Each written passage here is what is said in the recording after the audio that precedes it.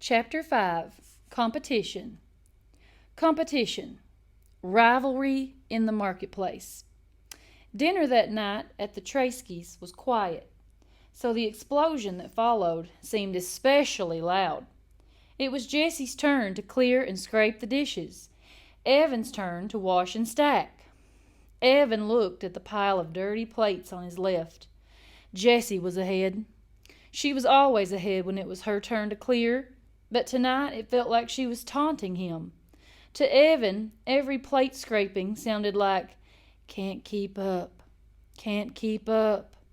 Evan was scrubbing the casserole pan when Jessie stacked the last dirty dish by his elbow. Then she stuck her hands under the faucet to rinse without even saying "excuse me," and shook her hands, practically right in Evan's face, and said, "So how much money did you make?" That was it. He couldn't hold it in any longer. "Why'd you do it, huh? Why'd you have to ruin the one thing I had going?"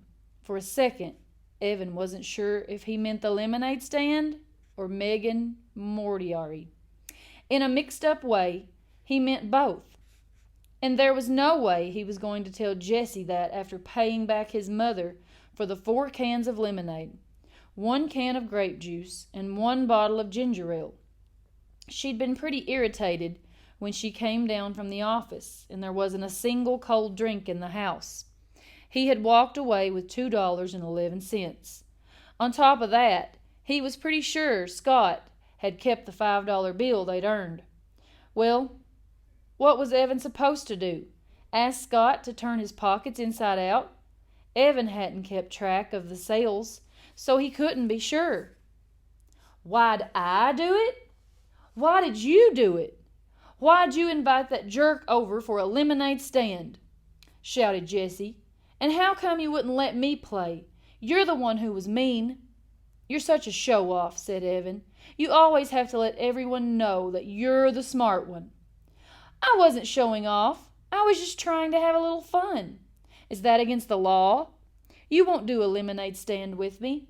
Then I won't do a lemonade stand with you. I'll do one with my friend Megan instead." "You cannot be her friend. You cannot be her friend," shouted Evan. "Why not?" "Because you're a little kid. You don't even belong in the 4th grade. And because you're just an annoying show-off pest and no one likes you." The words felt like disgusting spiders running out of his mouth. They were horrible, but it felt so good to get rid of them. Then Evan saw Jessie's lip tremble. Uh-oh. Jessie was a howler. She didn't cry often, and she didn't cry long, but when she did, it was loud. Mom would come down from her office. Evan would catch the blame. Unfair. But Jessie didn't let loose. Instead, she stood as tall as her runty height would allow her and said, "Megan likes me. She invited me over to her house tomorrow. We're going to make another lemonade stand and earn twice what we did today." Oh, that was it. She was going to ruin everything, show him up right in front of Megan, even before the school year started. Make Megan think he was just some stupid loser who couldn't even beat out his baby sister at a lemonade stand. Evan boiled over. "I wouldn't count on it, Juicy," he said. Jessie hated that nickname, and Evan only used it when he had to. "I'm going to have a lemonade stand every day until school starts, and I'm going to earn $100 by the end of the summer. Enough for an iPod." "Oh, please, like you could, if you even wanted to," said Jessie. "Megan and I already made $12 each today. We could have $100 like that." Jessie snapped her fingers. "And then what?" said Evan. "You'd lock it up in your lockbox and save it till you were 50 years old? You're the biggest miser on this planet." Jessie stiffened up. Her mouth made a funny O. But then she put a hand on her hip and smirked at Evan.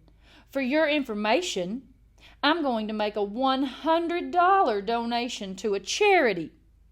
Evan snorted. "Yeah, right. What charity?" There was a long pause, And then Jessie said, as smooth as whipped cream, "The Animal Rescue League. Megan and I talked about it today." "You don't even like animals," said Evan. "Everybody likes animals," shouted Jessie, "and I'm going to give them $100, so you can't ever call me a miser again." "I hope I never have to talk to you again," shouted Evan. "Hey!"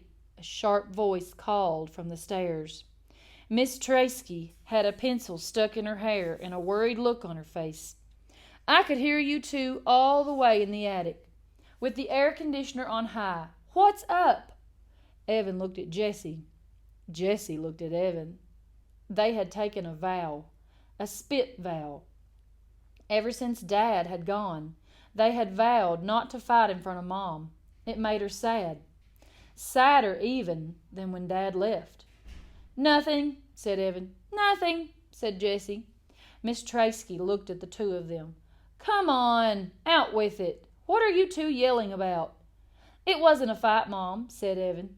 "We were just joking around." "Yeah," said Jessie. "We were goofing. Sorry we got you out of your office."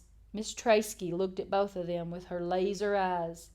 Jessie hung the dish towel on the oven handle and fiddled with it until it was perfectly straight.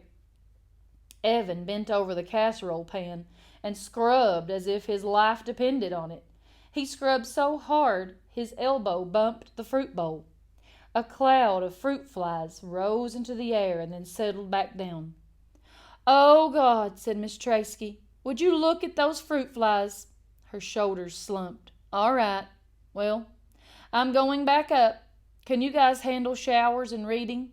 And then I'll be down to tuck and turn off lights." "Sure, Mom," said Jessie. "No problem," said Evan. Miss Tracy disappeared upstairs. Jessie turned to Evan at the sink.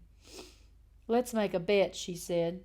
"Whoever earns $100 wins, and the loser has to give all their earnings to the winner."